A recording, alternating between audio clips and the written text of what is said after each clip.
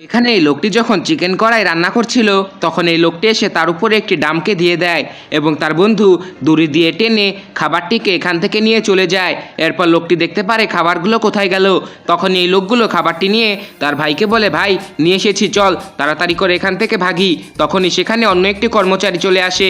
লোকটি বলে, তার তাড়াতাড়ি করে ডামের ভেতরে লুকিয়ে ফেল, নাহলে এই শালা আবার দেখে নেবে। এরপর লোকটি বলে, আরে তোমরা এই ডাম দিয়ে কি করছো, এটা তো এখন লাগবে। লোকটি বলে, তোমরা যাও ভাই, আমরা সময় মতো ডাম গিয়ে আবার উপরে দিয়ে আসবো। লোকটি বলে, ঠিক আছে। এরপর রাধুনি এই লোকটিকে বলে, আরে ভাই চিকেন কড়াই তো চুরি হয়ে গিয়েছে, এটা যদি কেউ জানতে পারে তাহলে তো আমাকে ছাড়বে না। লোকটি বলে, নিশ্চয়ই আশেপাশের কেউ চুরি করেছে, চল আমরা খুঁজে দেখি। অন্যদিকে এই লোকগুলো বসে বসে খাচ্ছিল। তখন লোকটি বলে, আরে তুই অনেক খেয়ে নিয়েছিস, এবার যা, বাকিগুলো আমি খাবো। এরপর যখন এই লোকগুলো খুঁজছিল তখন ওই লোকটি এসে বলে, ভাই আমি জানি কে চুরি করেছে, ওই নতুন মিস্ত্রি চুরি করেছে, গিয়ে দেখো বসে বসে খাচ্ছে। তখন এই লোকগুলো গিয়ে দেখতে পারে আসলেই তো লোকটি বসে বসে খাচ্ছে।